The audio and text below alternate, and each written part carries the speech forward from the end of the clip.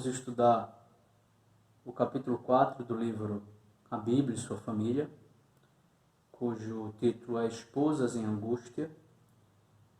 Os autores do livro vão trabalhar o texto da primeira epístola de Pedro, capítulo 3, do versículo 1 a 6. Eu não farei a leitura para ganhar certo tempo, então você pode dar uma pausa nesse vídeo, fazer a leitura, e assim nós, de imediato, começarmos o estudo. Aproveite para fazer uma oração com sua família, e assim escutar a explicação que eu começarei agora, tá certo? Deus nos abençoe. A primeira epístola de Pedro, meus irmãos, foi escrita para cristãos que passavam por muitos problemas, dentre os quais, em função da sua fé cristã, eles eram discriminados, assediados, sofriam ameaças e até mesmo agressões físicas faziam parte desses sofrimentos. E não é muito diferente da atualidade, não só para casos extremos de agressões físicas, pois sabemos que há irmãos nossos que são duramente perseguidos por causa da sua fé, mas também em termos de perseguições mais brandas, tais quais zombarias ou coisas desse tipo, que não é tão incomum para nós cristãos. E ao longo da história da igreja, essas são duas coisas muito comuns para aqueles que professam a fé cristã. Por um lado, sofrimento em virtude da sua fé, mas por outro, um chamado a perseverar na fé a despeito do sofrimento. Um dos grandes problemas da teologia da prosperidade está exatamente no fato de que na mente destes que creem na teologia da prosperidade, um cristão não passa por sofrimento, mas biblicamente, como bem sabemos, o sofrimento, em grande medida, surge justamente como resultado da fé cristã. Nas diversas áreas do relacionamento humano, sofrimentos surgem por causa e no momento em que o indivíduo passou a professar sua fé em Cristo Jesus como Senhor e Salvador. Mas também, a despeito desse sofrimento, esse mesmo cristão que passou a sofrer por causa da sua fé é chamado também para perseverar na fé, apesar do sofrimento. Era exatamente isso que estava acontecendo com os nossos irmãos para quem Pedro escreve. Estes eram cristãos que estavam espalhados pela Ásia Menor, em localidades nas quais o apóstolo Paulo havia fundado igrejas, e então Pedro escreve basicamente para instruir esses crentes com relação ao modo como eles deveriam viver e, em meio às aflições que eles enfrentavam, como deveriam sofrer semelhantemente ao que o próprio Cristo, o Salvador, havia sofrido. De maneira que, basicamente, o que Pedro vai mostrar é que se exigia desses cristãos um comportamento bíblico, piedoso, um procedimento semelhante ao de Cristo diante dos sofrimentos injustos que atingiam aqueles irmãos. Pedro vai fazer isso nos capítulos 1 e 2. Chegando no capítulo 3, ele vai tratar mais especificamente das mulheres cristãs que tinham um sofrimento específico. Elas eram casadas com homens que não eram cristãos, o que criava uma situação delicada. Então, para entender a mensagem de Pedro, nós devemos entender a situação das mulheres que não eram crentes, mas foram tornadas crentes, foram convertidas ao cristianismo naquela época, enquanto seu marido não foram. Isso resultou em sofrimento para elas, e fazer um link com as nossas irmãs, as mulheres da atualidade, para percebermos que muitas enfrentam hoje situações semelhantes à situação das irmãs daqueles dias. Então vamos começar vendo a situação da mulher na antiguidade. Em seguida nós iremos observar qual era especificamente a situação das esposas crentes daquela época, e então entraremos no texto da primeira epístola de Pedro. Tá? Em geral, naquela época, a situação das mulheres era bem diferente da situação das mulheres dos dias atuais. Na antiguidade, alguns direitos básicos inexistiam para as mulheres. E basicamente, as mulheres daqueles dias não tinham existência independente do seu pai ou do seu marido. As decisões que envolviam as mulheres estavam vinculadas à vontade do pai e do marido, de modo que a vida da mulher estava essencialmente ligada à do pai quando solteira ou à do marido quando casada. Casar, portanto, nesse contexto, era uma necessidade de sobrevivência para a mulher. Isso é tão tal que quando elas eram maltratadas, pouco apoio elas tinham, ou quase nenhum.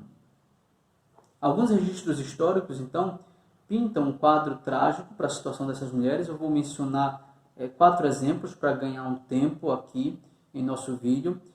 Casos esses que são mencionados pelos autores do livro. Em primeiro lugar, eles citam uma frase de Catão, que foi um famoso censor romano daquela época, que disse o seguinte: quem apanhar sua mulher cometendo adultério pode matá-la, que nada lhe acontece. Um outro famoso romano, Ignácio, matou a esposa, porque foi flagrada bebendo vinho. Anístio Vesto divorciou-se da sua esposa, porque ela havia cometido um grave delito: conversar em público com alguém. E Públio Sófocles divorciou-se da esposa por ela ter tomado a decisão de simplesmente ir ver os Jogos Olímpicos sozinha. Então esse era o contexto no qual viviam aquelas mulheres para quem Pedro escreve, com um agravante específico. Essas, para quem ele escreve, eram mulheres cristãs, isto é, no passado não eram crentes. Com a pregação, com o evangelho avançando, elas foram tornadas crentes, e a situação delas se tornou ainda pior, porque ao serem tornadas cristãs, nas circunstâncias em que eu descrevi, sofrimentos adicionais vieram à vida dessas mulheres. Isso por uma razão simples. As religiões daqueles dias, sejam romanas, sejam gregas, eram basicamente religiões caracterizadas por idolatria ou paganismo, que de algum modo são as características de qualquer religião que não seja bíblica, né?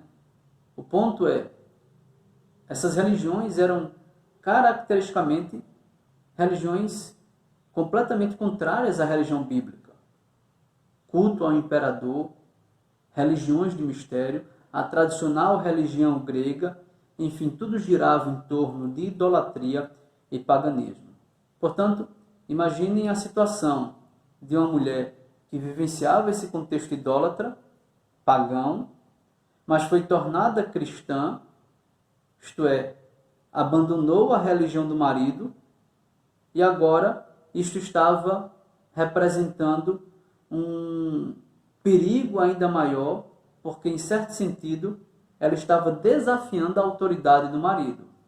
Isso poderia trazer riscos de maus tratos àquela mulher, violências domésticas, entre outras consequências, como resultado de ela abandonar a religião do marido, enquanto o marido se manteve em sua religião. E isso é impressionante por um lado, porque muitas e milhares, na verdade, de mulheres naquela época se tornaram cristãs. Isso poderia custar sua vida, isso trazia inúmeras dificuldades. A despeito disso, inúmeras mulheres foram tornadas cristãs. Mas, de todo modo, a situação era, sim, delicada, em certo sentido, perigosa. E esse perigo era real por uma razão. O marido não acompanhou a mudança religiosa sofrida pela mulher.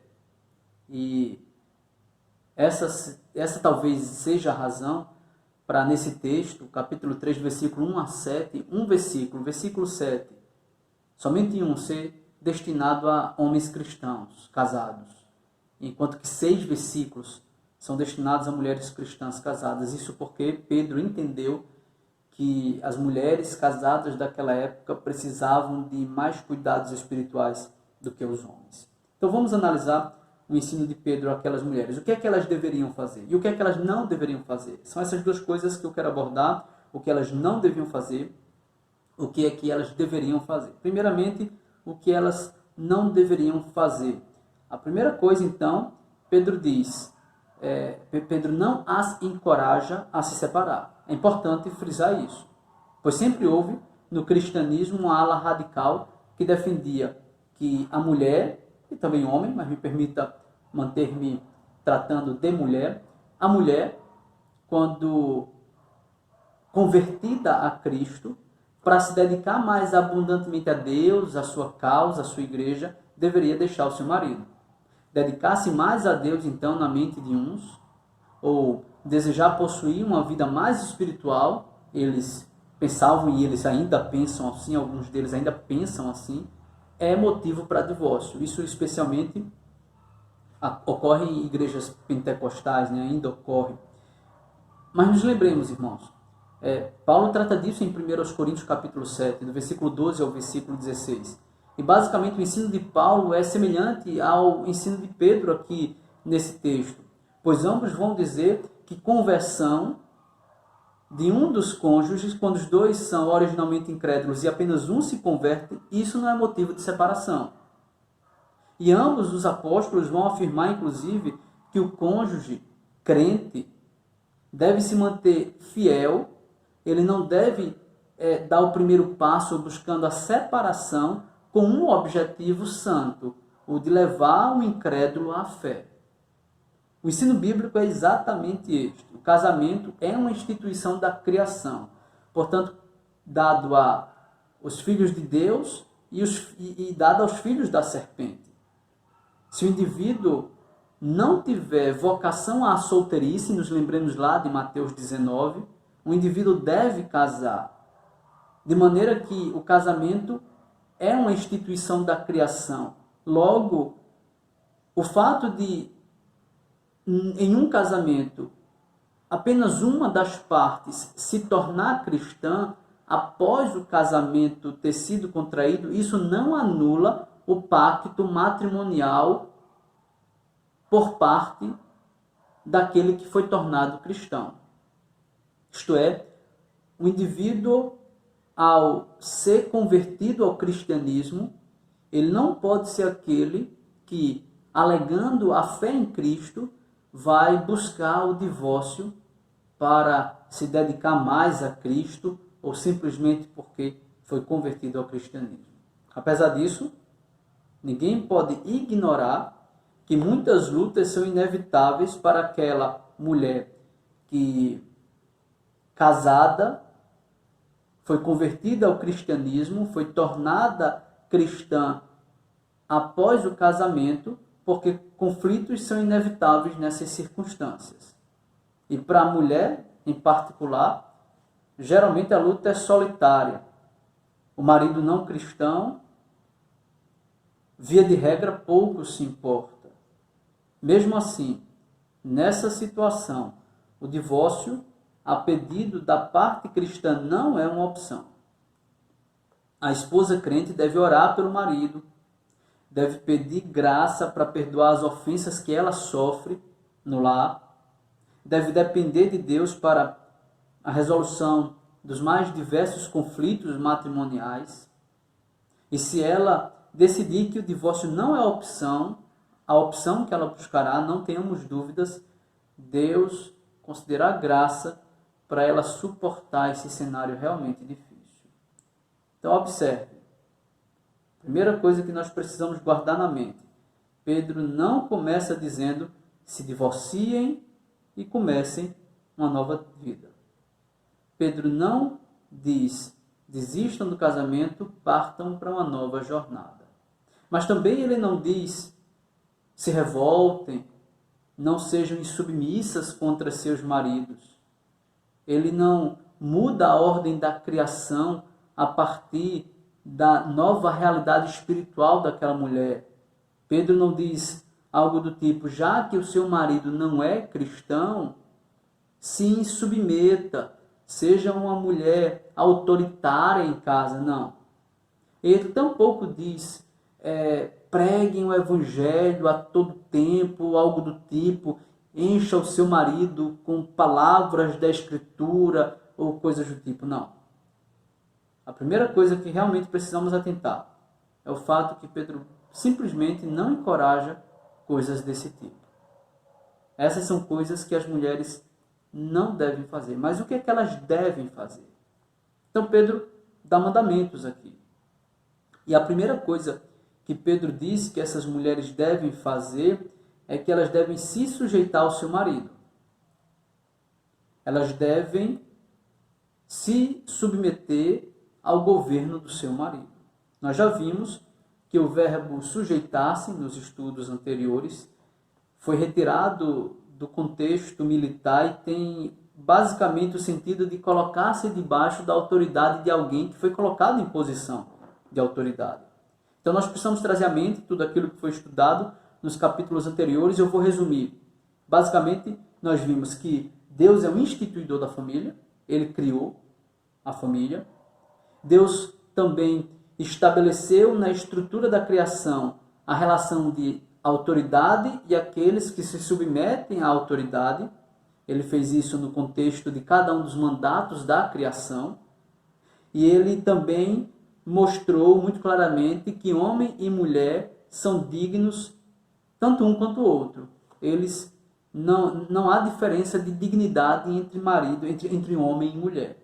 E por fim vimos também que Deus deu funções e papéis diferentes. O homem foi colocado na posição de autoridade, de liderança, de protetor, de provedor, de maior responsável para com a família. E mulher, por sua vez, é a auxiliadora do marido, segue as orientações do marido e faz da sua missão colocar-se como aquela que irá cooperar para o marido cumprir a sua missão. Pedro está então relembrando isso às mulheres aqui na sua epístola. No casamento, a função da liderança é dos maridos. A mulher, por sua vez, se submete ao marido e coopera com ele naquilo que deve ser feito. Sendo assim, observe, Pedro não diz para elas se separarem, porque foram tornadas crentes enquanto os maridos não. Pelo contrário, ele diz, mulheres, mesmo possuindo um marido não cristão, pagão, idólatra, se submeta ao seu marido.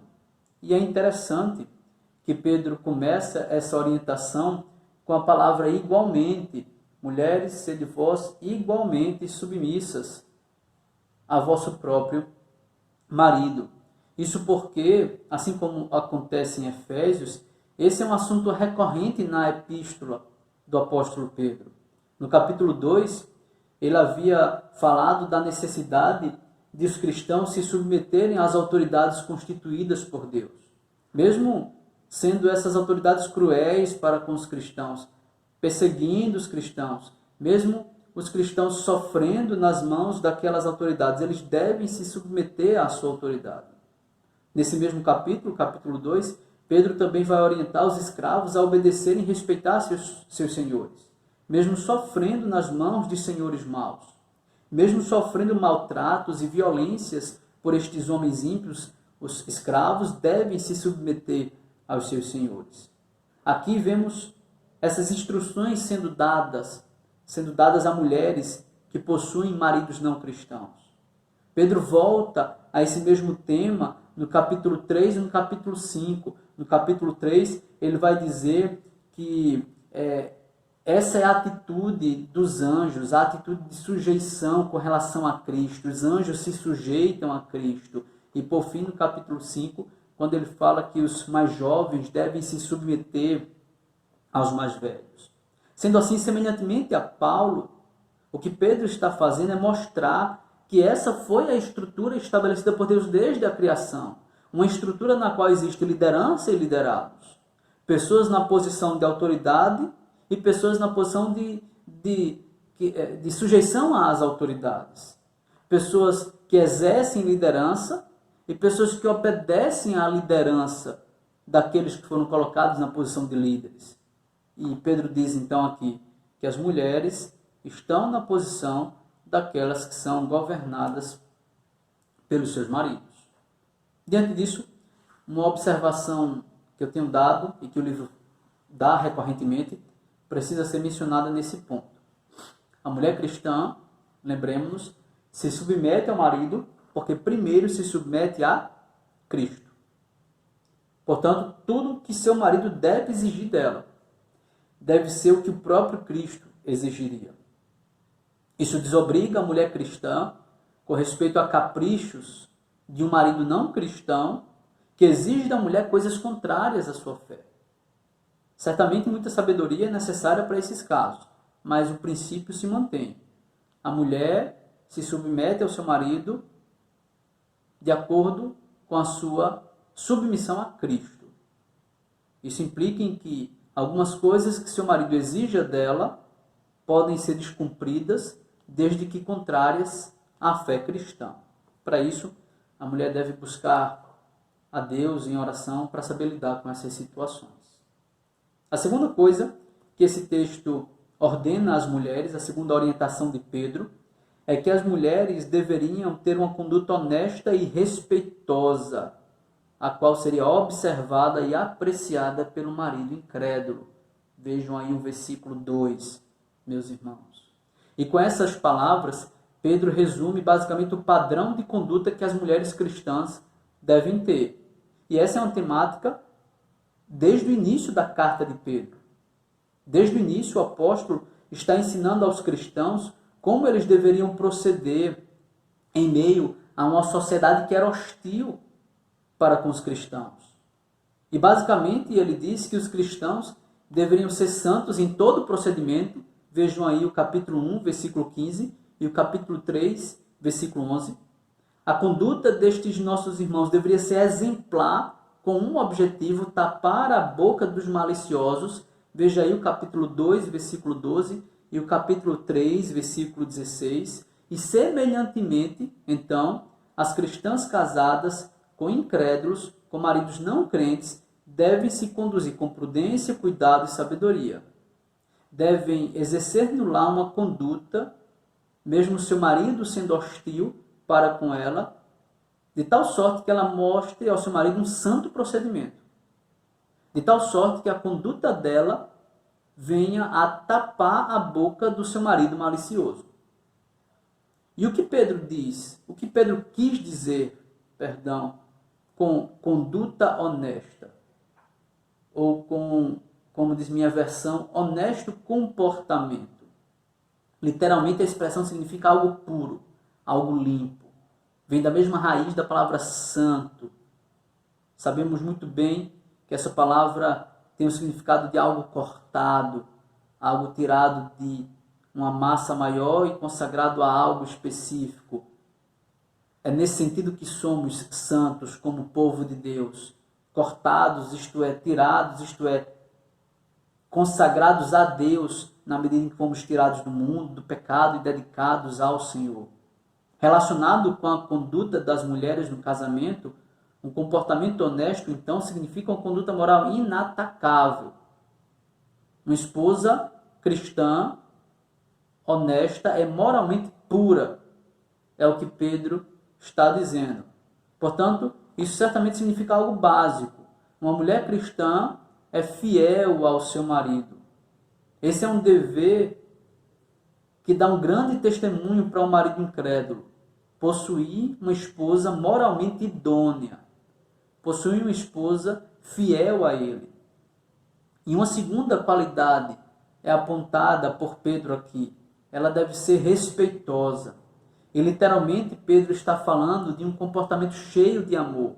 O contexto aqui indica que esse temor tem a ver com sua relação com seu marido. Todavia, Pedro, com isso, não quer dizer que a mulher deve ter medo, tremer de medo do marido, não. Mas que a relação dela com o marido não cristão deve demonstrar consideração e respeito. É muito triste ver aquela atitude que não é incomum em algumas mulheres que, por sua vez, tratam desrespeitosamente seus maridos. Eu já testemunhei casos desses. Mulheres que com críticas, zombarias, humilhações, faziam com que as fraquezas, os defeitos, as limitações dos seus esposos fossem trazidas à tona, até mesmo em público. Pedro mostra que, ao dizer isso, a mulher está proibida de desrespeitar o seu marido. Imagine a situação de uma mulher desrespeitando um marido incrédulo, sendo ela uma crente em Cristo Jesus, e o raciocínio do marido muito certamente será: eu não quero saber dessa religião que deixou você tão azeda, crítica, maldosa com a sua língua. Se esse for o seu Salvador, se o seu Salvador é esse que não é forte o suficiente para que a sua língua seja dominada, eu não quero saber desse Salvador. E isso não é incomum em muitas mulheres que são tornadas crentes, enquanto seus maridos se mantêm em uma incredulidade. Em terceiro lugar, Pedro diz que aquelas mulheres devem exibir a verdadeira beleza feminina, que é a beleza interior. Elas não devem investir exageradamente na beleza física, mas devem prezar pelo homem interior. Coisas como enfeites, penteados exagerados, joias ou roupas caras, Pedro está dizendo, essa não deve ser a prioridade de vocês. Vocês devem fazer um investimento maior na beleza interior. Vocês devem cultivar a verdadeira beleza, que é a beleza do coração. Uma ressalva diante disso é importante. Pedro não está proibindo esposas cristãs de cuidar da aparência pessoal. Lembremos-nos da tradição pentecostal. Mulher não pode isso, mulher não pode aquilo, mulher não pode esse adereço, mulher não pode aquela roupa. Não há nada nesse texto com respeito a esse tipo de proibição. Pedro não faz aqui uma proibição absoluta para enfeites ou ornamentos femininos, longe disso. O que Pedro faz é apontar para dois perigos. O primeiro perigo é o perigo de se preocupar apenas com a beleza exterior. A beleza interior deve ter prioridade. O segundo perigo é de exagerar nos cuidados, ornamentos e roupas que atraiam os olhos para a mulher exterior. É a mulher interior que deve chamar a atenção. Nos lembremos de Provérbios 31. A mulher louvada é a mulher que teme ao Senhor. Pedro, então, destaca no texto 3 aspectos da beleza interior da mulher cristã. Primeiramente, no versículo 4, Pedro diz, a beleza interior não vai se perder com os anos, pois, Pedro diz, ela é uma beleza incorruptível. Não seja, porém, um homem interior do coração unido ao incorruptível trajo do espírito manso e tranquilo. Então, diferentemente da beleza que depende de roupas, enfeites e cosméticos, a beleza interior não se perde, não é oxidável. Se uma mulher faz de sua beleza principal a exterior, aquilo que é inevitável acontece. Rugas aparecem, a flacidez se torna algo incontrolável, os espaços no corpo, talvez no rosto, para cirurgias plásticas, se tornam escassos, e a velhice de uma mulher que passou a vida inteira apenas focando na beleza exterior se torna uma velhice sem sentido, uma velhice vazia, uma velhice deprimida e sem valor. Porque todo o seu enfoque foi o homem exterior. Mas a beleza interior cresce com os anos, aprimora-se, renova-se com o passar do tempo. Quantas senhoras em sua igreja, você conhece que são mulheres lindas, mas porque elas refletem a beleza interior de um coração repleto de Cristo. Pois bem, a primeira coisa sobre a beleza interior é que ela não se perde com os anos, pois é incorruptível. A segunda coisa que ele diz é que a beleza interior é de grande valor diante de Deus, ainda no versículo 4. A beleza interior é de grande valor diante de Deus. E a palavra usada por Pedro aqui, para grande valor, faz um contraste entre a beleza interior da mulher cristã e os enfeites caros que elas tinham acesso. E com isso, Pedro mostra que a beleza interior é muito mais valiosa que os mais caros vestidos, as mais caras joias, os mais caros cosméticos.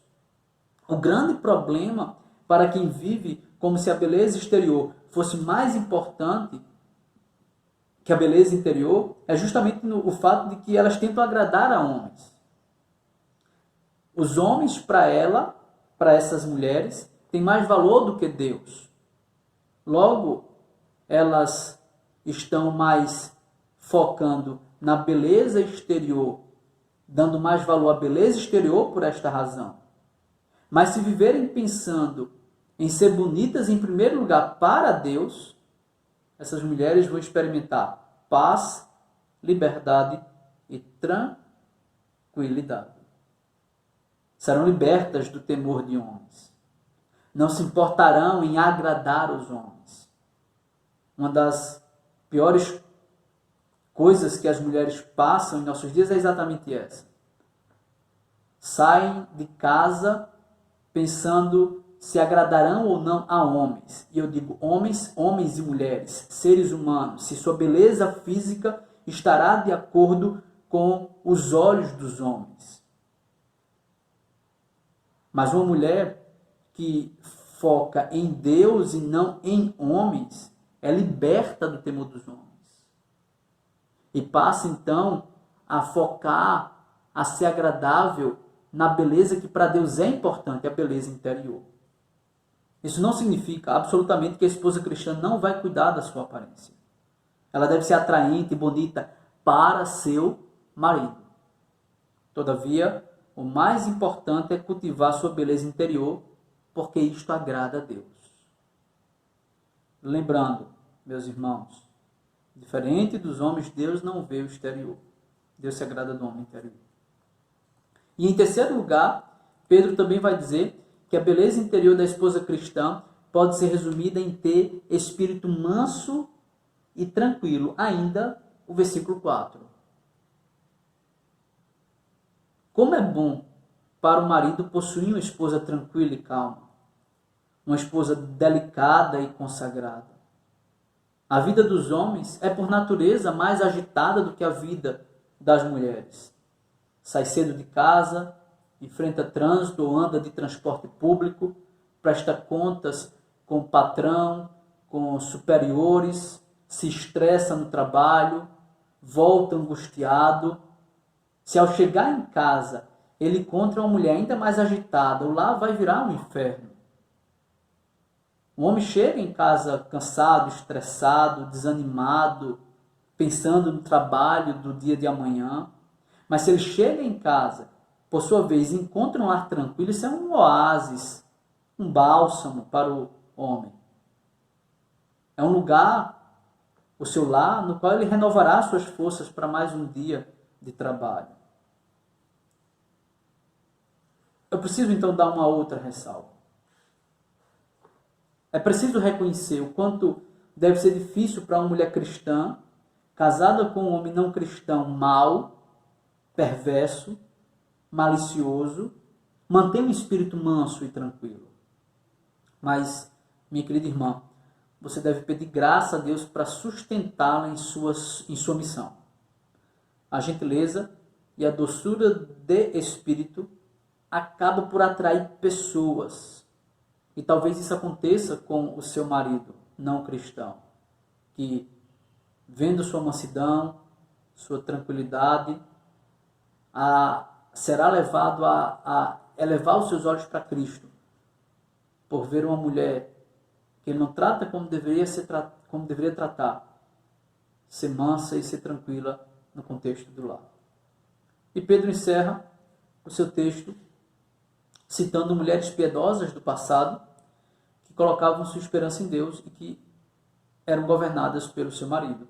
Sara foi uma delas, e Pedro diz para que as mulheres cristãs, para quem ele escreve, se tornem filhas de Sara, praticando bem e não temendo mal algum, perturbação alguma.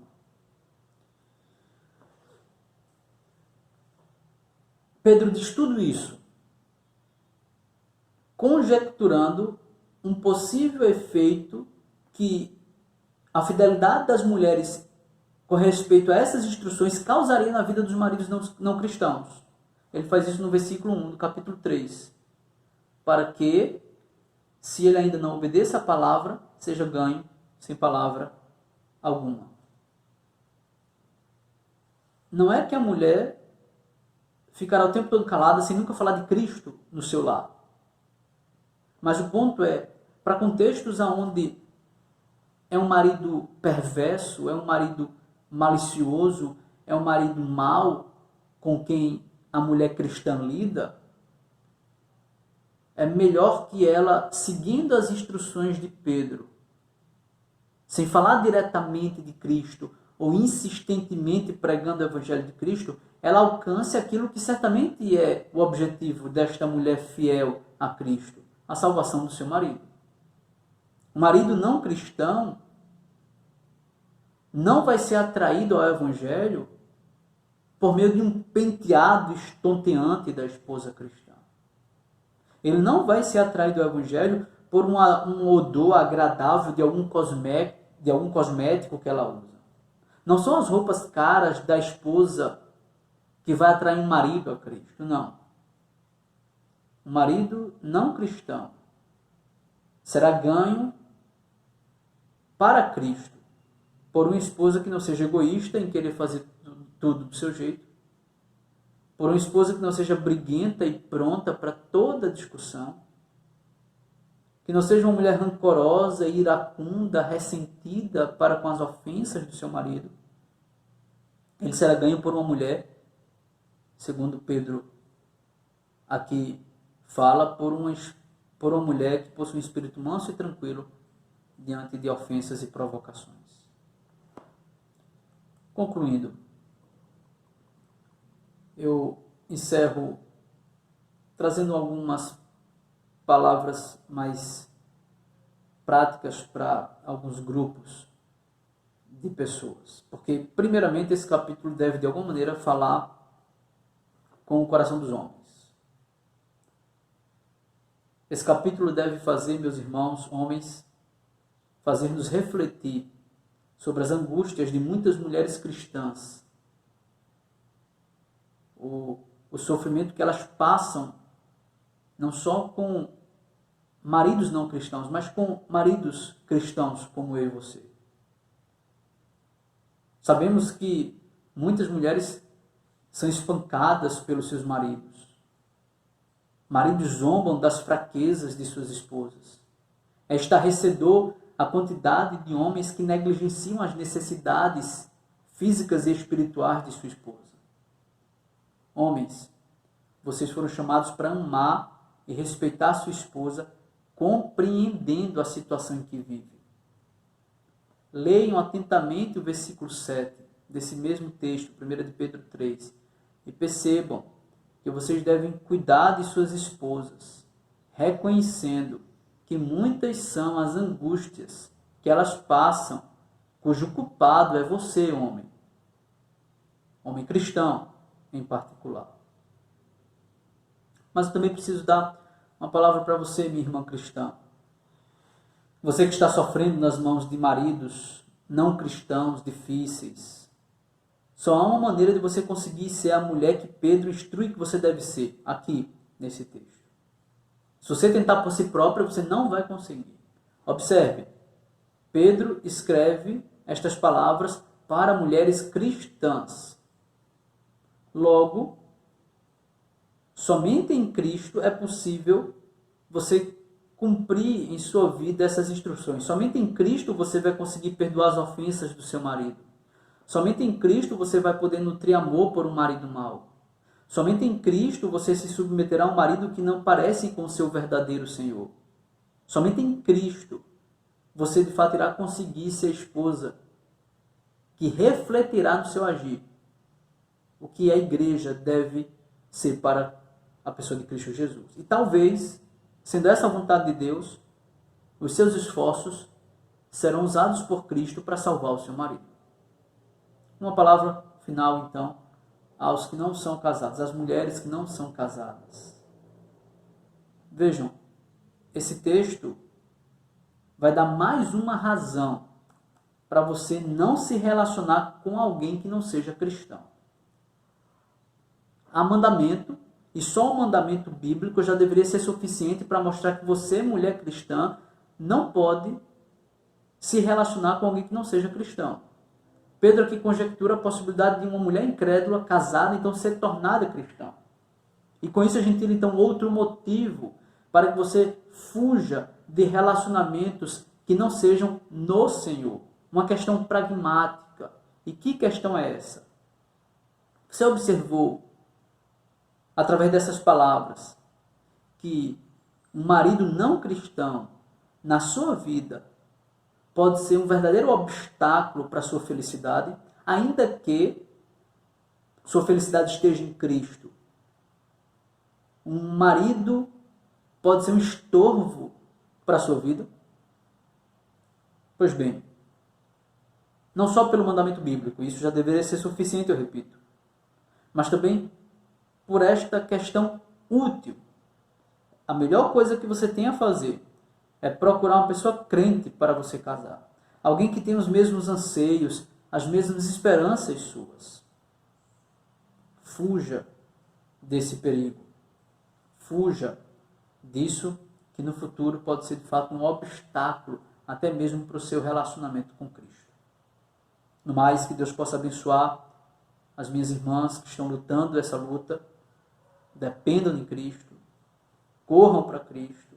Se refugiem em Cristo.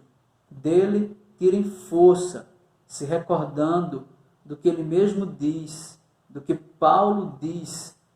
O Espírito de Cristo, por boca de Paulo, diz em Coríntios que o Senhor não nos dá nada que nós não consigamos suportar. Juntamente com aquela aflição, sofrimento e tentação, ele também nos dá força ou recursos para suportarmos aquela desventura.